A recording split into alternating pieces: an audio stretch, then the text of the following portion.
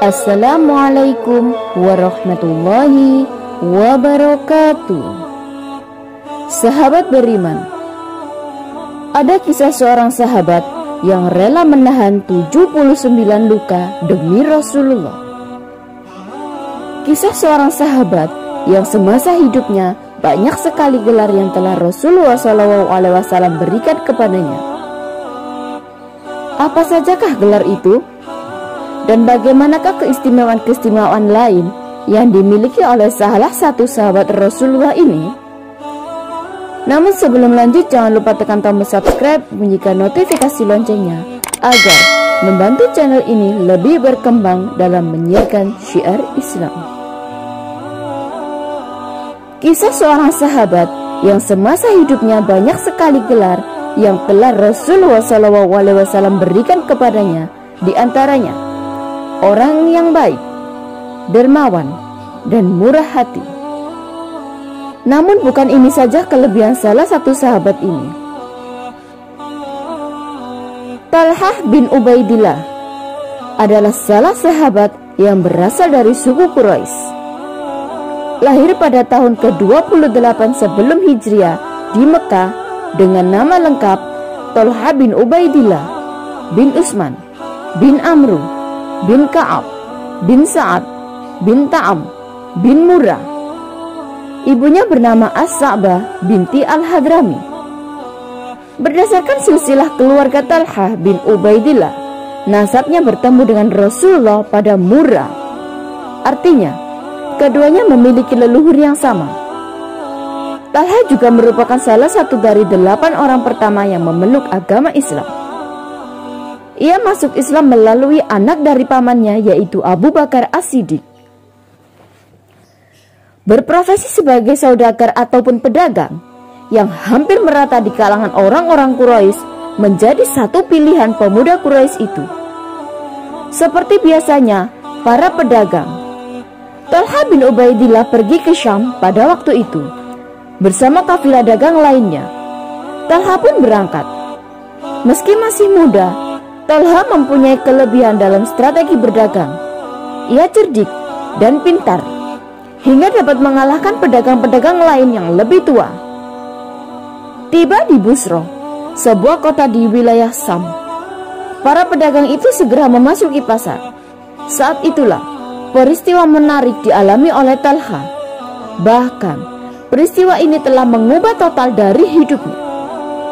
Tiba-tiba seorang pendeta berteriak-teriak, "Wahai para pedagang sekalian, adakah di antara tuan-tuan yang berasal dari kota Mekah?" Kebetulan Talhah berdiri tak jauh dari pendeta itu. Segera ia menghampirinya. "Ya, aku penduduk Mekah," sahut Talhah. "Sudah munculkah di tengah-tengah kalian orang yang bernama Ahmad?" kata pendeta kepadanya. "Ahmad? Di mana Ahmad?" "Ahmad bin Abdullah bin Abdul Muthalib. Bulan ini pasti muncul sebagai nabi penutup para nabi. Kelak ia akan hijrah ke negerimu. Sebaiknya engkau segera menemuinya, wahai anak muda," saran pendeta itu. Ucapan pendeta itu begitu membekas di hati Talhah. Segera membawa untanya dan pulang kembali ke Mekah. Tak dihiraukan kafilah dagang yang masih sibuk di pasar itu. Sampai di Mekah, Talhah bertanya kepada keluarganya, "Apakah ada peristiwa penting yang terjadi di Mekah sepeninggalku?" "Ada. Muhammad bin Abdullah mengatakan dirinya nabi. Abu Bakar mempercayainya dan telah mengikuti apa yang dikatakannya," jawab mereka. "Aku kenal Abu Bakar. Dia seorang yang lapang, penyayang, dan lemah lembut. Dia pedagang yang berbudi tinggi dan teguh. Kami berteman baik. Banyak orang yang menyukai majelisnya karena dia ahli sejarah Quraisy dan mengetahui silsilah keturunan suku itu," kata Talhah. Setelah itu ia langsung mencari Abu Bakar dan menanyakan perihal yang didengarnya. "Benarkah Muhammad bin Abdullah telah menjadi nabi dan engkau mengikutinya?" "Betul," jawab Abu Bakar. Kemudian ia menceritakan kisah Muhammad SAW sejak peristiwa pertama di Ukhuwah Hira sampai turunnya ayat pertama. Tak lupa setelah itu Abu Bakar mengajak Talha untuk masuk Islam. Usai Abu Bakar bercerita, Tolha ganti bercerita tentang pertemuannya dengan pendeta Busra. Abu Bakar tercengang. Mari kita temui Muhammad dan ceritakan kepadanya peristiwa yang engkau alami dengan pendeta Busra itu. Dengarkan pula apa yang dikatakan Muhammad tentang agama yang dibawanya, agar engkau tahu dan mau mengikutinya, ujar Abu Bakar penuh sukacita. Dengan mudah keduanya bisa menemui Rasulullah SAW.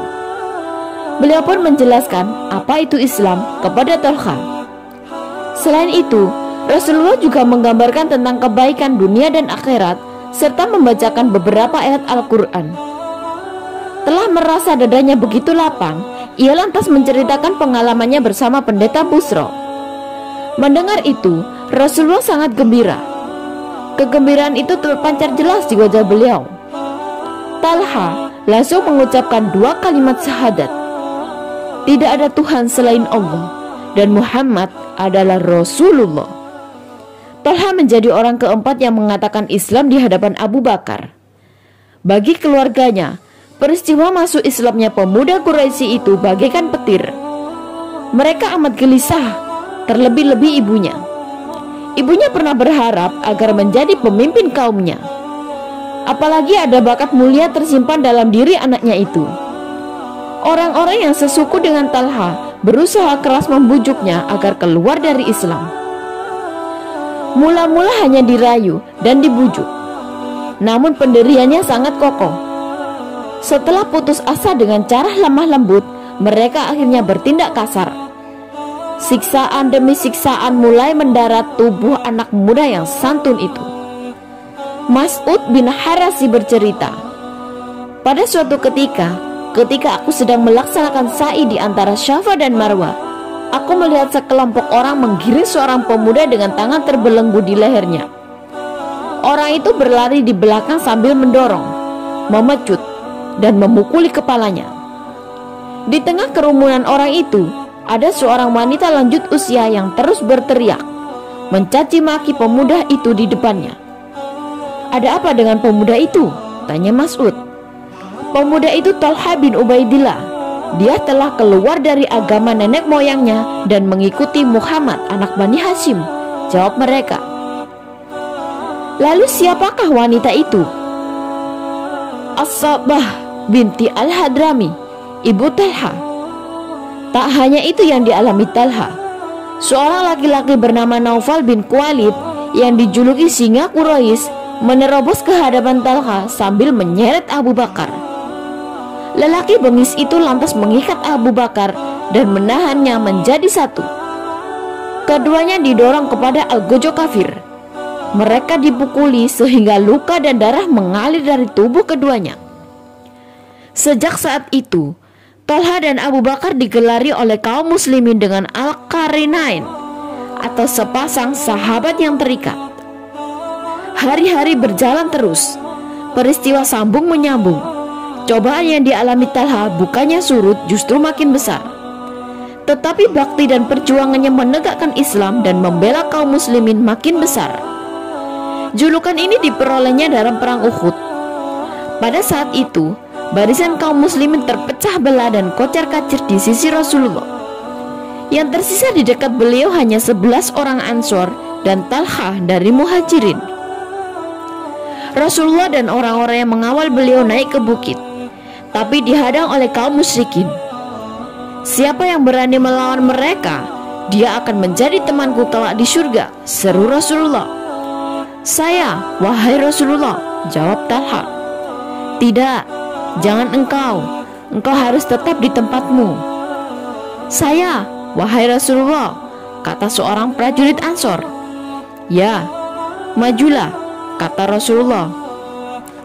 Prajurit Ansor itu maju melawan prajurit kafir yang ingin membunuh Rasulullah. Pertempuran yang tak seimbang itu telah mengantarkannya menemui kesyahidan. Rasulullah terus naik, tetapi dihadang lagi oleh tentara musyrikin. Siapa yang berani melawan mereka ini? Seru Rasulullah lagi. Saya, wahai Rasulullah, kata Talha mendahului yang lain. Jangan, engkau tetaplah di tempatmu. Lalu seorang prajurit Ansor menggantikannya. Ia pun gugur menyusul sahabatnya. Demikian seterusnya. Setiap kali Rasulullah meminta para sahabat untuk melawan orang-orang kafir itu, selalu Talha mengajukan diri pertama kali. Tetapi senantiasa ditahan oleh Rasulullah dan diperintahkan tetap di tempat sampai 11 prajurit Ansor itu gugur menemui syahid, dan tinggal Talha sendiri bersama Rasulullah. Saat itu Rasulullah berkata kepada Talha, "Sekarang engkau, wahai Talha." Talha maju menerkam musuh dan menghalang mereka sekuat tenaga agar jangan sampai menghampiri Rasulullah. Kemudian Talha kembali ke dekat Rasulullah dan menaikkannya sedikit ke bukit. Disandarkannya tubuh Rasulullah yang mulia. Gigi taringnya patah, kening dan di bibirnya sobek. Darah mengucur dari muka beliau. Sesudah itu Talha kembali menyerang, sehingga berhasil mengusir dan menewaskan beberapa orang kafir itu. Saat itu Abu Bakar dan Abu Ubaidah bin Jarrah berada agak jauh dari Rasul. Tak beberapa lama kemudian menemui Rasulullah. "Tinggalkan aku, bantulah Talha, kawan kalian," seru Rasulullah. Keduanya bergegas mencari Talha. Ketika ditemukan, Talha dalam keadaan pingsan. Badannya berlumur darah segar. Tak kurang dari 79 luka bekas tebasan padang, tusukan lembing, dan lemparan panah memenuhi tubuhnya. Pergelangan tangannya putus sebelah. Mereka mengira Talha sudah gugur. Ternyata masih hidup. Karena itu ia diberi gelar syahid yang hidup. Gelar itu diberikan Rasulullah melalui sabdanya, "Siapa yang ingin melihat orang berjalan di muka bumi sesudah mengalami kematiannya, lihatlah Talha." Sejak itu, jika orang berbicara perang Uhud di hadapan Abu Bakar selalu menyahut, perang hari itu adalah peperangan milik Talha seluruhnya. Ada gelar lain yang diberikan kepada Talha, yaitu Talha al-Khair, yaitu Talha yang baik. Kisahnya, suatu hari dalam bisnisnya, Talha mendapat untung sangat besar. Sepulang berdagang dari Hadramaut, ia membawa keuntungannya 700.000 dirham. Malam harinya ia ketakutan, gelisah, dan risau. Melihat itu, istrinya Ummu Kulsum bertanya, "Mengapa engkau gelisah? Apakah kami telah melakukan kesalahan?" "Tidak, engkau adalah istri yang baik dan setia. Tidak ada yang mengganggu pikiranku sejak semalam." Pikiran seorang hamba kepada Robnya. Ia mau tidur, sedang hartanya masih menumpuk di rumahnya. Jawab Talha, "Mengapa engkau risau? Bukankah banyak yang membutuhkan pertolongan engkau? Besok pagi, bagikan uang itu kepada mereka. Semoga Allah merahmatimu. Sungguh engkau wanita yang mendapat taufik Allah," sahut Talha bahagia. Esoknya, ketika hari masih pagi, uang-uang itu telah masuk ke pundi-pundi. Sesaat kemudian, berpindah tangan fakir miskin Ansor dan Muhajirin. Gelar-gelar lain yang diberikan Rasulullah masih banyak. Ada Talha al-Jaud atau Talha yang pemurah, Talha al-Fadiyah atau Talha yang dermawan, dan masih banyak lagi lainnya. Sebuah sejarah besar telah diukir. Sejarah itu bernama Talha bin Ubaidillah. Semoga kita termasuk orang-orang yang selalu meneladani segala sifat baiknya. Semoga dengan kisah ini kita bisa meneladaninya. Jangan lupa tekan tombol subscribe, bunyikan notifikasi loncengnya agar membantu channel ini lebih berkembang dalam menyiarkan syiar Islam. Akhirul kalam, wassalamualaikum warahmatullahi wabarakatuh.